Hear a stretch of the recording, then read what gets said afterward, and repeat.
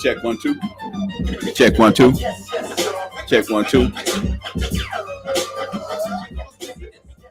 What's going on, ladies and gentlemen? I'd like to welcome you to another edition of No Fan Sports Podcast, man. Hey, look here. I can't start it without it. Shout out to my man, DJ Los.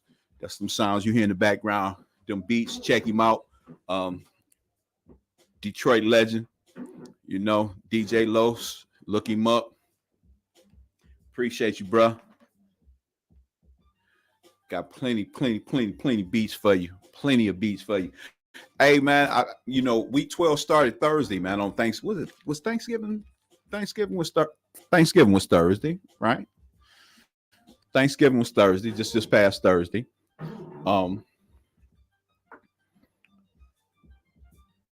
Yeah, Thanksgiving was just this past Thursday.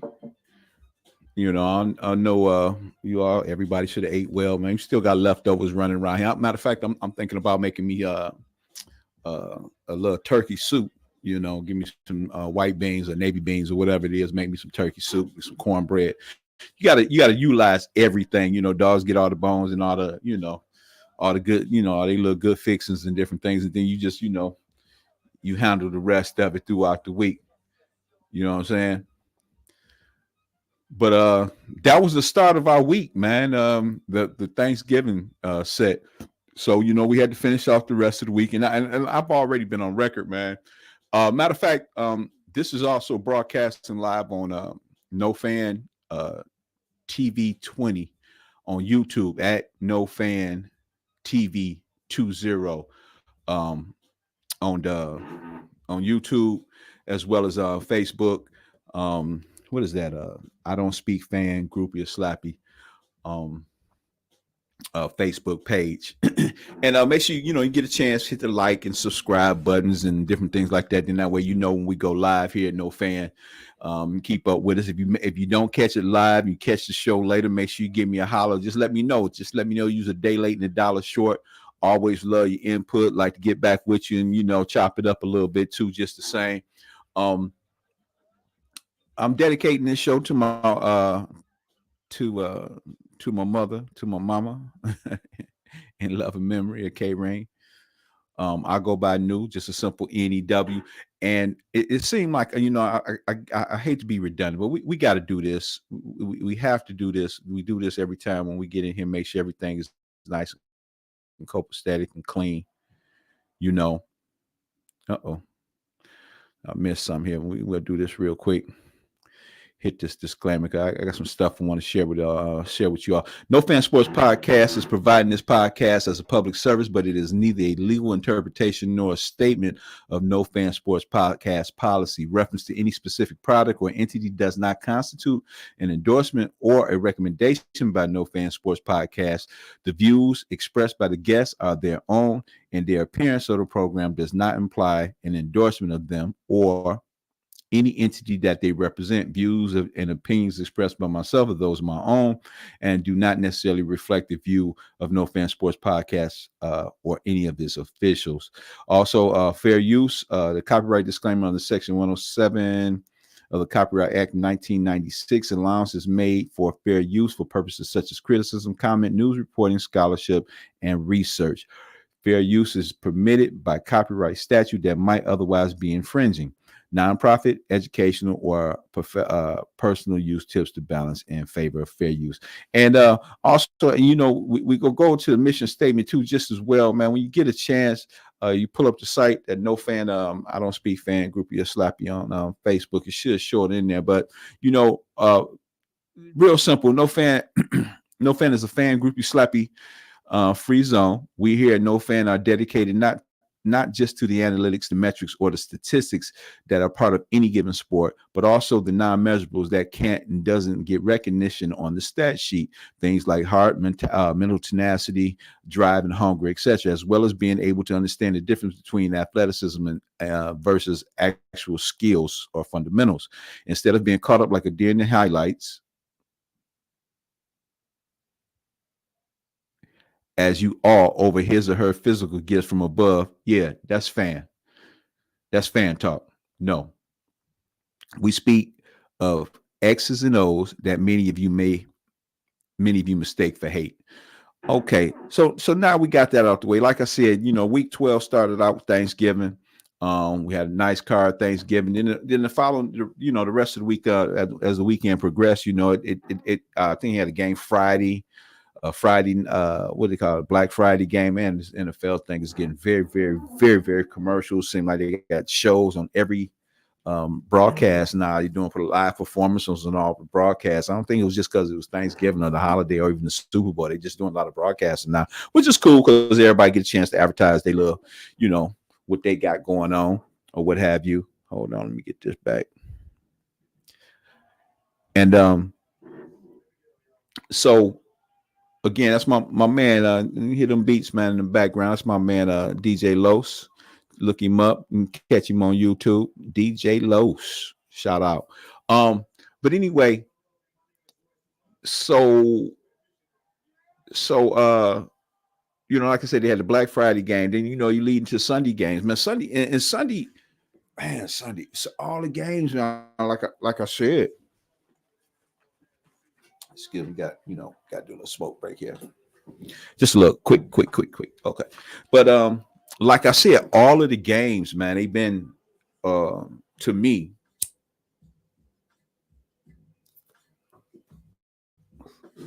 In my opinion, this week is that this year has been very exciting.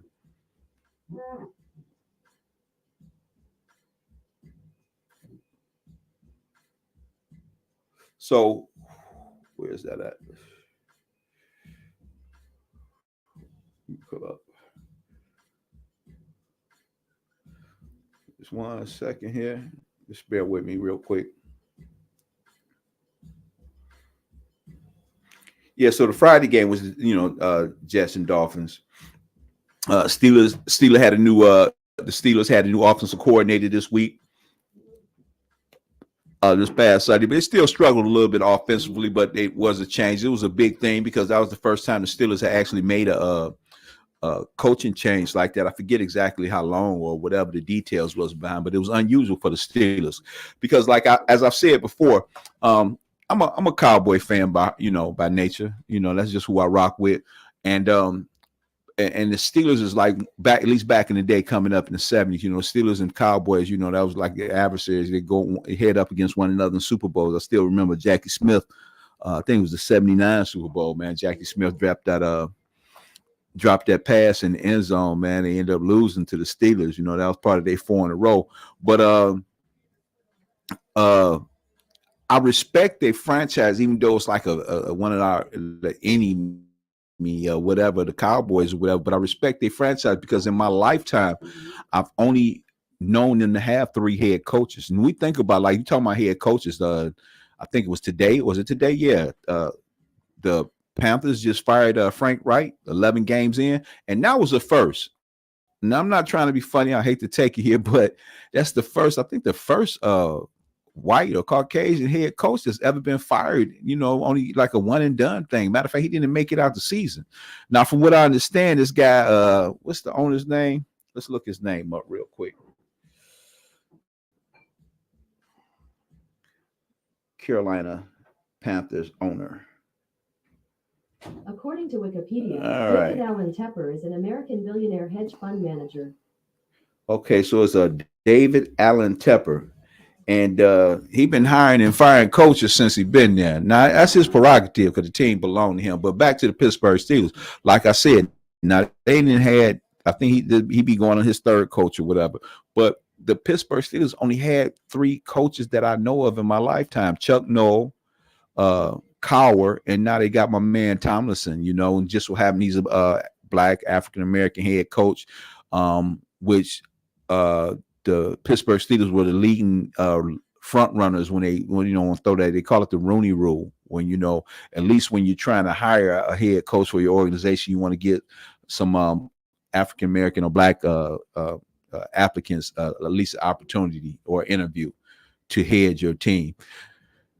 Now that's another story. We get off into that, another time when I feel comfortable, when I feel like it. But I have to shout them out because this is, I think they're one of the most respected teams within the NFL. The organization is stellar. I mean, I can't knock them. It's a class act as far as the organization is concerned. But they ended up firing their OC. Needed a little change. The offense still didn't pick up much, but I mean, it was done. That was the big thing, So they ended up beating they beat the Bengals, which is cool. Jaguars are on pace. They picking up. I think Peterson is over there, the coach, former coach of the Philadelphia Eagles, who he took them to the Super Bowl, won a Super Bowl with them, if I'm not mistaken. And Colts, Falcons, Saints, Patriots played more or less. Patriots Giants was more or less like a shit bowl.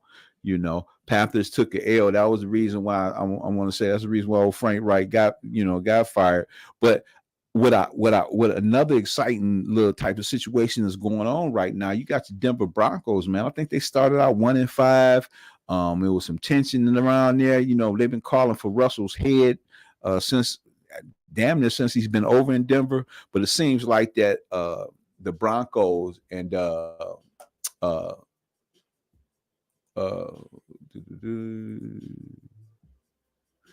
it looks like they've turned the corner. Peyton is understanding Russell understanding Peyton. They making some moves, and all these teams, Ravens, Chargers, all these teams. Oh, and the Bills. We're gonna get on that in a second. But all these teams are making little runs. Making a good strong run for the playoffs. So let's see, where's that at? Let me see if I can find it and get this playoff picture together.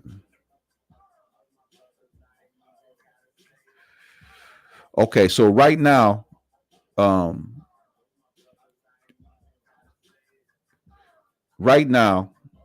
if playoffs started today over there in the AFC. Right now they got the Ravens at 9-3, number one, Chiefs 8-3, Jaguars. Now, like I said, this is a hell of a turnaround for them. I think this is my man Penderson's first year. What's the coach over there? I forget his name. But anyway, Jaguars are number 3.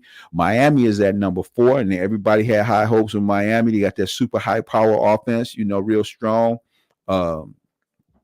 Real fast, I think they were one of the front runners to, go deep into the playoffs this season. Also, now, like I said, the Steelers just kind of picked themselves up because they started out a little slow as well. They was catching a little flack, then we go Browns, Colts, and then teams on the bubble right now. You got the 6-5 Texans, which is led by the rookie quarterback out of Ohio State, my man Stroud.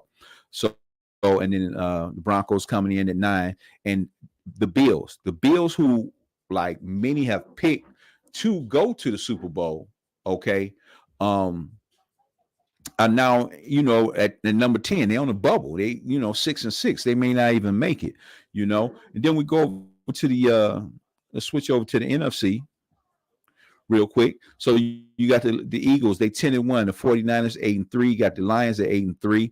Right now, Falcons at 5-6. They creep in. I think they the lead of the NFC South. Okay. I think they lead the NFC South division. Then you go into with the Cowboys at 5. They still got another game to play against Philadelphia. They did almost pull one out. I think Dak stepped out of bounds. It was a tough game. It was a tough loss for Dallas. But then followed by Dallas, you got the Seahawks and the Vikings. And speaking of the Vikings, but we go finish it up. We got the Packers on the bubble at 8, the Rams 9, and the Saints at 10. But speaking of the Bills, like I said, speaking of the Bills and the Vikings, how I'm gonna tie these two together. Okay, so the Bills. when they first drafted Josh Allen, and I'm gonna be the first to admit he came in. He was very, very, very rough around the edges, but I understood why they drafted him. 6'5", I think what about 230, 240, very athletic. He got some wheels on him. He got a strong, real strong arm. Got a cannon of an arm. I think he came out of Wyoming or one of those schools there. Like I said, again, was rough around the edges. Since then, he kind of honed his skills, got it together, doing a little homework, and he's looking like he's an all-pro quarterback, by all means. But I've always, even once he, put his skills together and got it, gathered everything together and put it in perspective, I kind of liken him to like today's. He's the modern day version of Brett Favre. I mean, it's spot on. Brett Favre, big arm, small school, and out of nowhere, guns, and he had a gunslinger's mentality. He probably throw you good 2, 3, 4, 5 picks or whatever, but he was always slinging it. And the league loved him. He could do no wrong. Okay. And I kind of put I put Josh Allen in that category. I mean, it's times when the guy's phenomenal, but then there's those times where, it seems like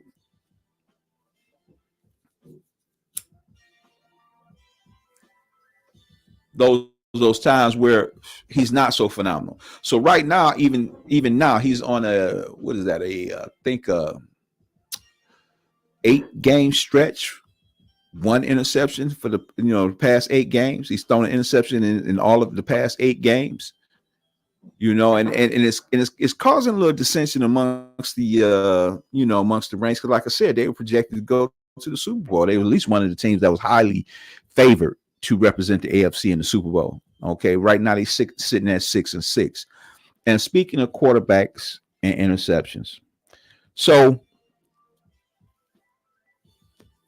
we all by now should be familiar with the my man Josh Dobbs in his scenario. He was over there. What was Josh? Where we at, Josh? Where we at?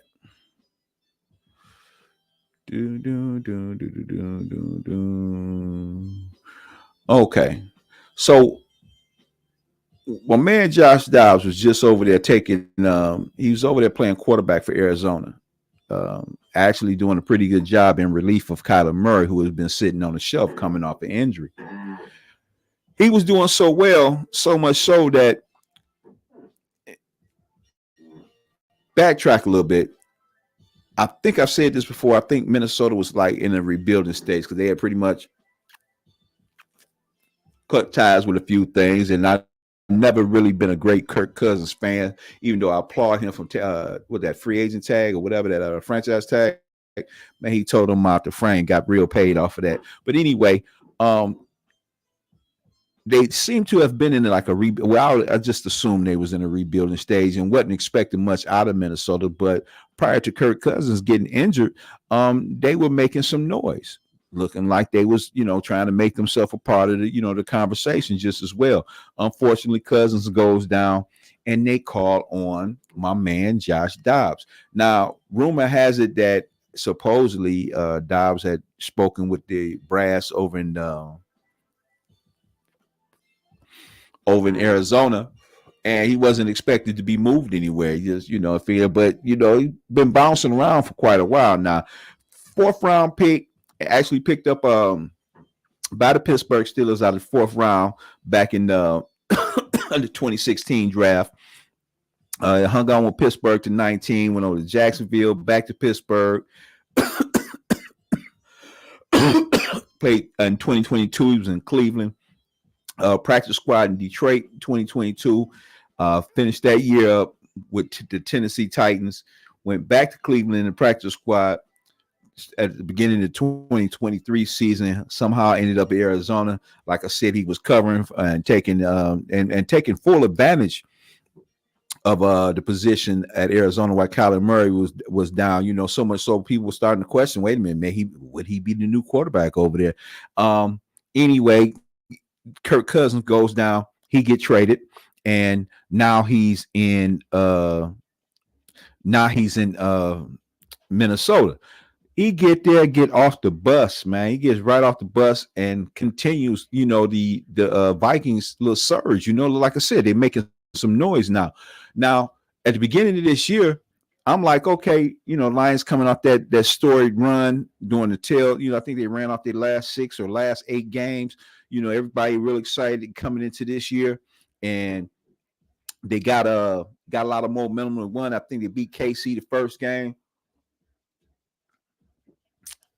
of the season, and so I'm like, okay, I'm thinking, maybe Detroit got like an easy walkway through. They should win the division. Chicago struggling, trying to rebuild up Minnesota, Green Bay, the whole deal. Everybody kind of like in a changing of the guard type of situation. But KC and Minnesota get to making noise even after Kirk Cousins goes down. So my man Dobbs, they played last night. I think it was what was the game yesterday? Was that the late game? I want to say it was the late game. I think it was. Was that the late one? I think it was the late game. Let's see. Just to be on the safe side, I want to make sure. No, it was a Monday game. I'm sorry, Monday night game. Josh hit the wall.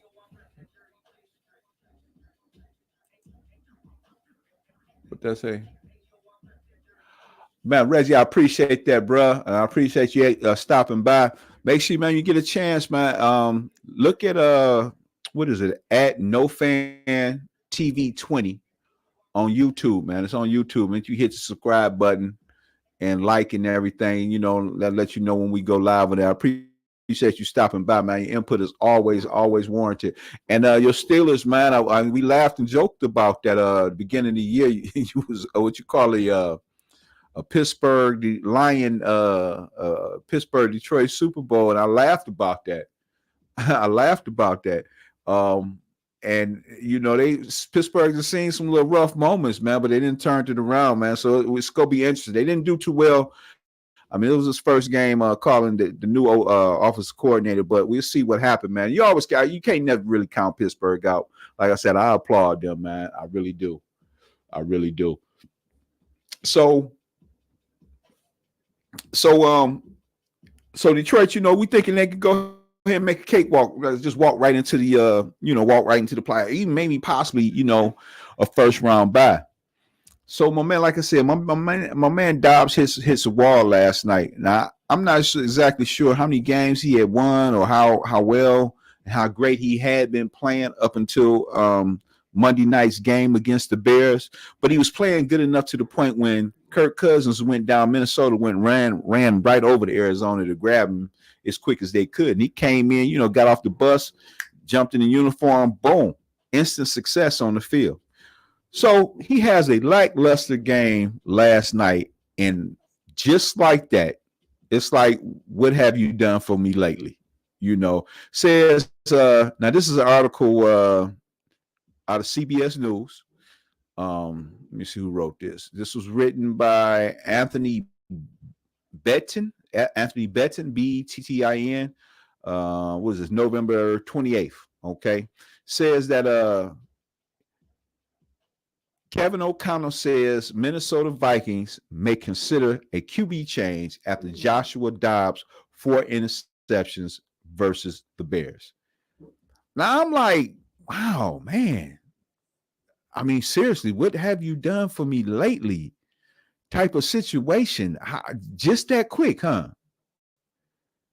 Just that quick, he went from what they call it, sugar to shit. He went from sugar to shit. Now, the funny thing about it, they ran out and got him because of both the other 2 quarterbacks they have on staff. I think they were on the injured list. They had been on IR. I think they are with the bye week. I think both are due to come off the list and be back active on the teams. Now, the current backups let me say this first. Let me read what he said. It says, this is a quote from Kevin O'Connell, the head coach of Minnesota. It says, we're going to take a look and really evaluate the inventory of the plays now we have of Josh. We got healthy. We got Jaron back available to us, and then Nick Mullins is available as well. O'Connell said, we'll take a look at everything we got a lot of work to do during the bye. And then goes on to say that Dobbs turnover laden. This was also part of the article. It goes on to say that Dobbs turnover laden play was so despairing that in fact O'Connell said he had considered a QB change during the game. But then it started to get to the point where I was just trying to think almost what would give us a spark. He said, just as the head coach mulling it over, Dobbs led the game's only touchdown drive, hitting tight end T.J. Hawkinson for a 17-yard score. Now, this is the funny thing too. Now, this is what they're going into the bye week, man. They talking about looking at and changing things up and different things like that. And then he goes on to say, as much as the turnovers absolutely crippled it offensively, I still thought Josh battled no flinch and just kept playing and competing to try to help us win. O'Connell said, I really credit him that. Credit him that. It's tough to do on a night where you've turned the football over, some interceptions here and there. Just keep playing. This guy's a competitor. Now, he said all that, but he still was talking about yanking the guy. Now, you got the two guys you're getting back. One is a rookie, Jaron Hall, rookie out of BYU. The other is a fifth year. I think about a fifth year player out of Southern Mississippi, my man Nick Mullins. So I'm like, was it like a rush to judgment? Where I understand, jobs may be on the line and different things like that. I get all of that, but the brother just got there. The young man been bouncing around, and he apparently done enough, man, for you to run over there and go get him. For some reason, I'm not really thinking the rookie out of BYU is ready. And this is not to put the stereotype thing on these BYU quarterbacks. I know two of them that turned out to be pretty good. You got to go back some years, though. You got to go back some years. Two of them turned out to be pretty good. The rest since then, not so good. The two I'm talking about is Jim McMahon and Steve Young, BYU guys. Now, you can't just, pigeonhole or group them all together like that, just assume just because they're association by schools. But I'm just saying what I'm saying. It is what it is. So you got a rookie out of BYU and you got a journeyman 5 years, my man Nick Mullins, been in the league 5 years out of Southern Miss. For some reason, I'm thinking, you kind of rushed the judgment. A little shook, trying to get things in there. I think, just calm down a little bit. I think my man to get it together. He's just been there a few days. I don't even think he's been there for 30 days, and digging into the well of some injured reserve players. I just don't see that being the answer to your particular situation, So let's just wait and see. You got a bye week. We see what Minnesota come up with. See if my man Josh Dobbs is still under the helm. Like I said, it's been very, very, very, very exciting throughout.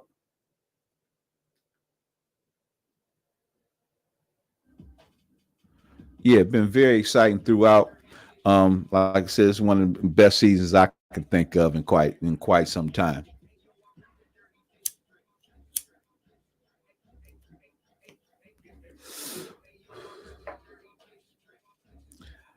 So this is a part of this show, man. I like to go to. This is what we do. Hold on. Ooh, let me see if I can find it. Just a little segment of the show, man, before we get out of here. Just a little quick segment. We're gonna try to make this quick, man. I got really smoke well for this one. This is part of the show we call We Stay on Code No Matter What. And we always keep it a buck. Okay? Don't necessarily always be talking about sports, but there's maybe some things that's going on you know, and out in the world or whatever was popping off right now. Right now, everybody's standing on business. Everybody's standing on business. That's all I've been hearing today. Standing on business. I stand on business. I stand on business. And you know, it was popping around, and I had to. I'm looking. I'm like, where is this coming from? Why is everybody standing on business? Well, apparently, they got the tour going on with the 50-year anniversary of hip hop. You know, man. Yeah, you know, you always say what if, and I'm telling my age with this one. Detroit born and raised, right on the corner of Webb and Tuxedo. Used to be a hospital over there. Um, and growing up, man, I remember, you know, right now, you know, the hip hop industry, man, is really, I mean, it's like the go-to industry when you start, you know, commercialing and a lot of things is a big popular genre. I remember when they, you know, it was like, you know, when they first started talking about rock and roll, hip hop, you know, they didn't have a genre for it and didn't think it was gonna last, and it was this and it was that. And look what is that? Look what it is at today. They doing a 50-year, you know, 50-year tour, a little run. So they down in Atlanta, and they celebrating. And apparently, from what I understand, they had quite a few acts come out. You know, they got some soldiers come from out of Atlanta. You know, some dog rappers that, you know, come from around that way, and T.I. and, you know, Ludacris. You know, just to name a couple of them. There's plenty more though. And the group, one of the greatest rap groups ever, if not, well, I ain't gonna say the, because I'm still gonna put Run DMC at number one, but a strong number two would be the Outkast. You know, these Atlanta-based, you know, based groups or what have you. So anyway, they go on, they perform, and apparently T.I. and Tiny's son King. Now I don't even know what the altercation first started up about. Didn't care to show the clip because I'm sure everybody has seen it by now. I seen it, but I didn't recognize who that was or know what they were talking about or did until after I, you know, really started digging into it. So, but Big King tells his mom and daddy he stand on business. From what I understand, T.I. choked him up a little bit, headlocked him, or what have you. And from what I understand, man, they had a reality show, and he was always, that little King was always an issue with some things. And, you know, I understand that, you know, some words went back and forth, tying him, kind of aired a little bit of the dirty laundry while he was with his grandmama all the time, and this, that, and the other thing. And this gets me into the eras. This get me into the eras, and also about, you know, kids, you know, growing up as kids. And for some reason, everybody always thought, you know, you send your kids to some great schools and they grow up and, you know, they provide them with certain things and everything is, you know, peachy keen. Everything turns out well. But for some reason, and this is leading up, let me show you. I'm going to share my screen. I'm going to share my screen with you. Do this. Okay, I'm going to share my screen. Let me see. Can you see that? Yeah, there you go. Now and I don't know. I'm not sure if you are seeing this. If you are seeing this, you know, but this was Michael Irvin. I think he was on Dan Patrick's show, and he was speaking on his son. I'm gonna go ahead and hit it and I'll let you listen to it. Of Sam Smith. That's the kind of music I listen to. I think because I'm so big and black and hard, they think I listen to all the hard stuff. But you don't listen to rap? I do. My son raps. His name is Tut Tarantino. Wait, what? My son, right? He What's his name? he raps under Tut Tarantino. His real name is Elijah Irvin. Okay. But listen, get this out. Get this. I swear, if you go on the I think I went to Fargo, Benjamin Franklin, Grant Jackson. These niggas say they get money, they capping. Living to happen way more than the average. So you grew up in a 20,000 square foot gated community home. Where does this stuff come from? You know what I mean? Your son is using your childhood to rap Oh my about. God, right. I worked hard to get you out of this, and you rapping right back to Me a meal, I'm still gonna be hungry. Still in the streets, still making that money. I don't want. Now, that was Michael Irvin talking on the Dan Patrick Show, talking about his son.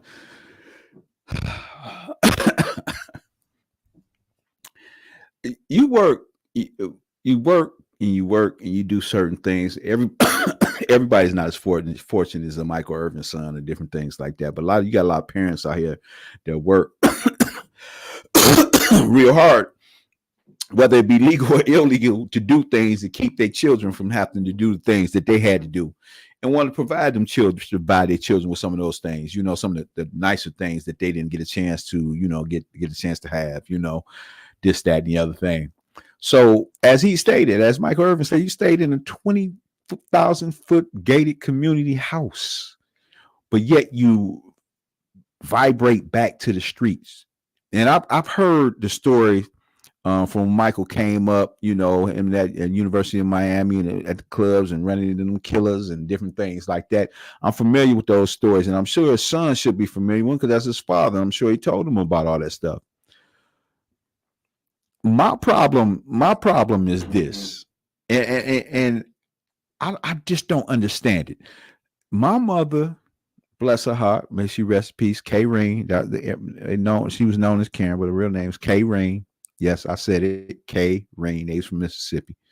Okay. I remember when my mother and father divorced. My mother was even when my father was around, my mother was the disciplinarian in our house. I ain't gonna say I was scared, but I just respected it because of the stuff that I watched her do, man. I watched her do some incredible things, even, before her and my father separated and divorced, and definitely afterwards. I watched her do some incredible stuff. It was tough growing up in my household. And my dogs, my day ones, they hear this, they understand. They tell you, man, you come over to our household, man. My mama wasn't having it. She just wasn't having it. I mean, I did borderline stuff, this, that, but I knew it was hell to pay if I got caught. She just wasn't having it. So I'm sitting here. And I can tell you about this one story. I've never told anybody else. I have never mentioned this story before in my life to nobody, and especially not publicly. This is a public thing. Anybody can hear this and listen to it or whatever. But I remember, like I said, I'm born and raised here in Detroit, and we moved into the neighborhood, and they had that thing going on called they call it white flight. Black folks moving to the neighborhoods, white folks start moving out to the suburbs. But and it happened. I remember those things. It was part of it, whatever. But when we first got over in the neighborhood, I still remember that the neighbors that we did have that was Caucasian or white neighbors or whatever. I remember when we ain't had no problems and nothing, no real big issues like that going on. But nonetheless, I remember, man. I forget how old I was. But I remember this is a little shortly just after we had kind of moved over in in the neighborhood over there. And my mother and I we was taking this walk. It was this grade school, junior high, up the block from my house, about a block and a half from my house. And it was this big old park, a mile long. And we was just going for a walk. And I never forget it, man. So we on our way back to the house. And this young white guy, man, we walked past him and he mumbled or said something. And then he kept on, kind of like with some real, harsh words, and he was speaking towards us. I couldn't really remember or understood what he was saying, because I really didn't realize what was going on. And I remember it like I was yesterday. I just don't remember how old it was, but I was real little boy. probably about 8, something like that. And I remember I could, if I had to describe the young man, and even to this day, I could remember he would remind me of a young Adam Morrison, the young man that used to play for Gonzaga. I think he got drafted by the Oklahoma City or whatever, ended up being a bust in the NBA. But that's what this young guy looked like. And while he was having words, man, this dude pulled this switchblade out his pocket. Now, this was back in that era when, young cats, I guess when they was the cool cats or whatever, they carried these long 6-inch switchblades. He pulls a switchblade out and pop it, pop. And I remember seeing the blade come out. So when he pulled the blade out and he was still kind of talking, he started kind of walking back towards us. My mother jumps in front of me and pulls me behind her.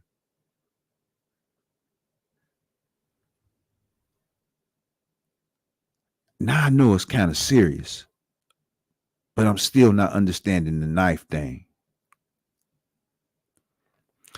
I can't remember exactly how the situation got diffused, but we here today.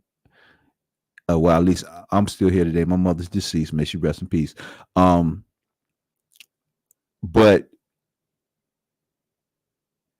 I'll never forget that.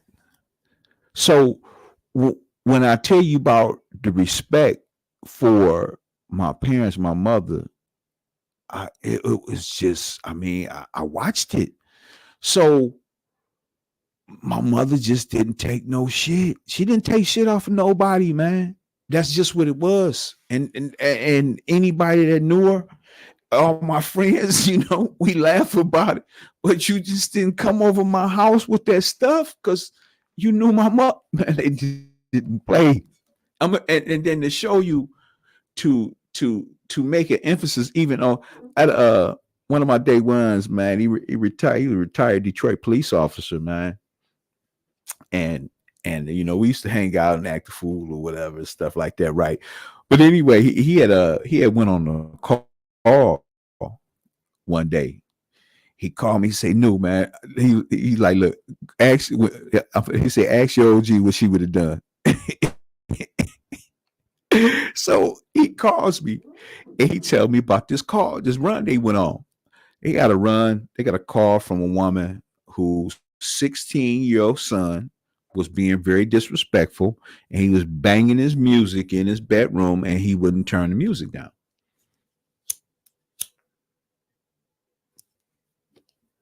He wouldn't turn the music down. So my partner, he tell me they went on the call, young man, he in there got the mouth, the whole thing. He looked over at his mother and said, she asked me to turn the music down. He said, "Bitch, you got me fucked up." He said, "What?" He said, "Yeah." He said, "Bitch, you got me fucked up." He said, "I tell your OG, ask your OG what she did." He already died laughing because we already know. We know what would have happened.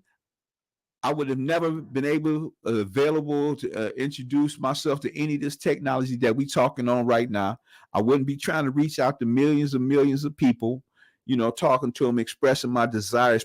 Matter of fact, like I said, I didn't say it today, but when I started doing this podcast and the sport podcast stuff, I did it because I started doing it because I wanted to, express some dialogue without the fanfare, and that's what we looking at. And we always keep it a buck here. It's 100, and we always stay on code. Okay. So when he asked, he said, ask your OG what she would have done. I'm like, man, you already know. I would have known you. Well, we wouldn't even know one another. I wouldn't be here today. So I'm sitting here saying this guy King stands in front of his mom and daddy in public, in front of millions or thousands of people at that time watching, but this is going viral, so millions go see it. You go tell your people you stand on business. And I didn't. That's the first time I kind of recognized him as an older young man. I don't know how he got to be in his 20s or something or whatever, but I seen he was draped up, had all the jewelry, he stunned, got all the stunt stuff. Now I don't know what he do for a living since he's grown or whatever. I don't know how they relationship, where his money coming from. He doing his own thing, however. But my man, you grew up with a hell of a starter kit. Your old man is T.I. T.I. is one of the legends in the game. He not just your everyday run-of-the-mill rapper, one and done. He not one of them. That's T.I. That's your father. Your father got some what they call a seniority. He got some seniority in the game out in the streets and well respected as far as the rap game concerned. Not just in the ATL, but globally. That's T.I. So your starter kit was hell of a. So I'm trying to figure out, were you standing on business? Your old man is T.I. What business did you stand on?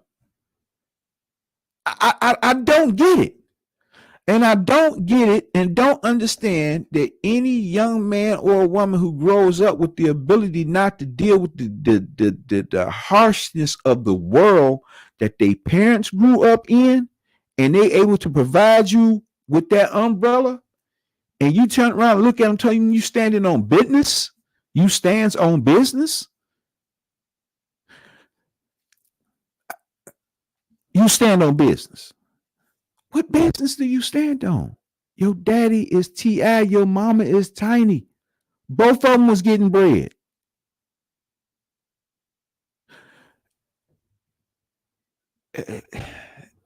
I'm not even gonna say you couldn't have been my son. We wouldn't have done that.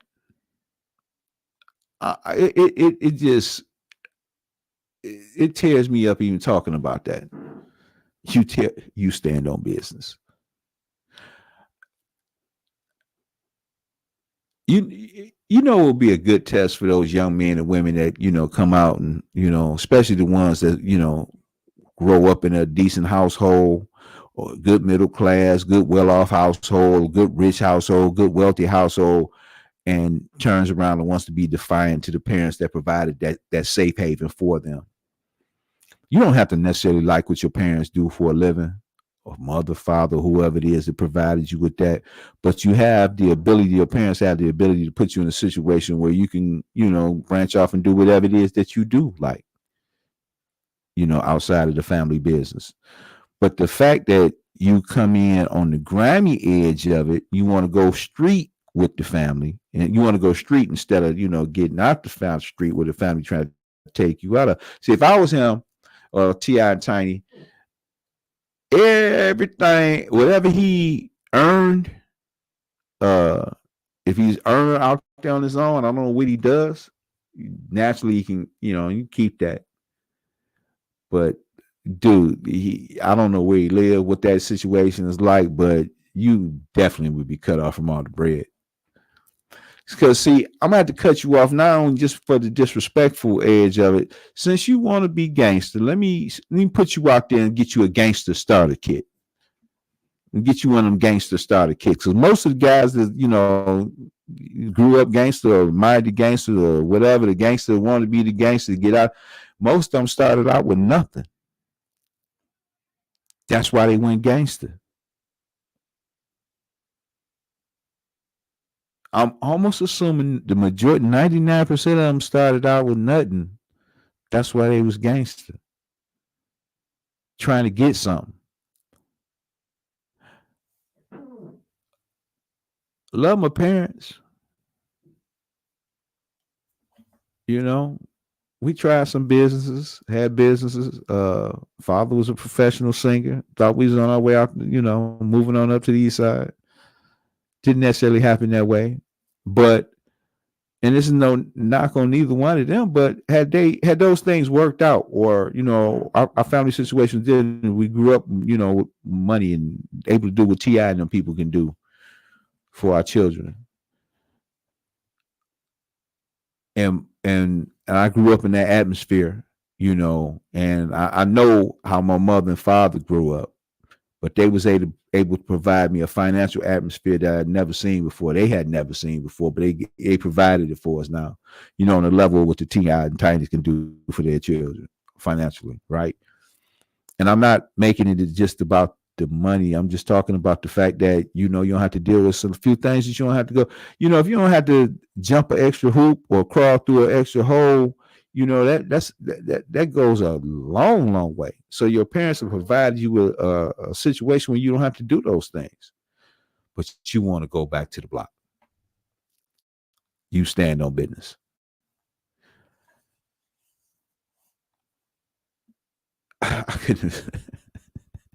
It's not even worth trying to imagine me saying, I tell my mother I stand on business.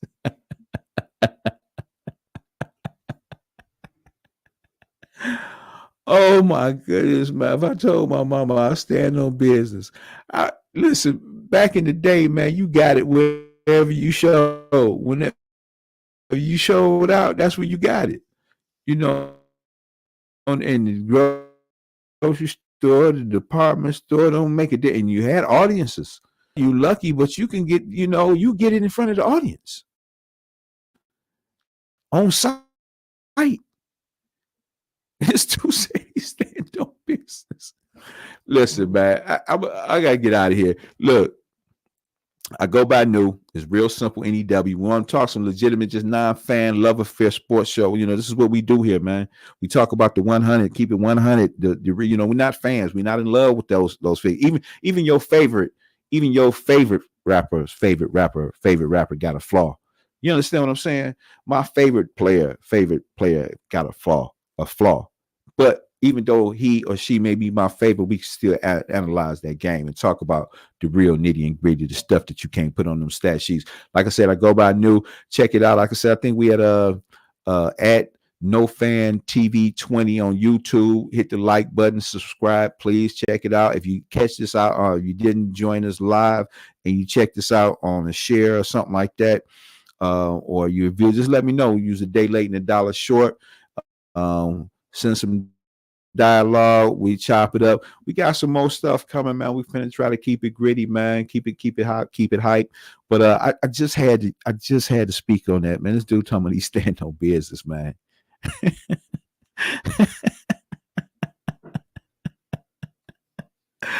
Bad, oh bad, oh bad, oh bad. Boy, Kay-Reen would have had a fit.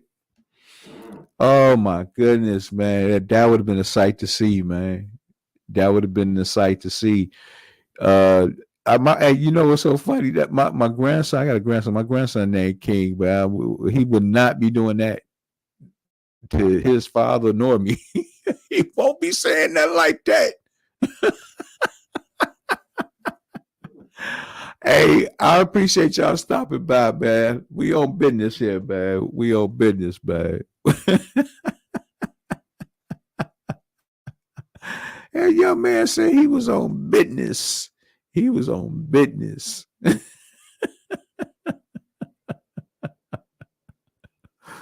Oh, man. Oh, man. Like I said, get over there. NoFan TV, at NoFan TV, what is it? NoFan, at NoFan TV 20 over there on YouTube. Like, subscribe, check us out, follow the DMs, man. Check out the Facebook page, NoFan Slappy Groupie, NoFan Groupie Slappy, on Facebook, man. Follow us over there. I don't speak fan slappy, fan groupie or slappy over there on Facebook, man. Check us out. I get at y'all later, man. Week 14 should be nice. Holla. That's my man DJ Los.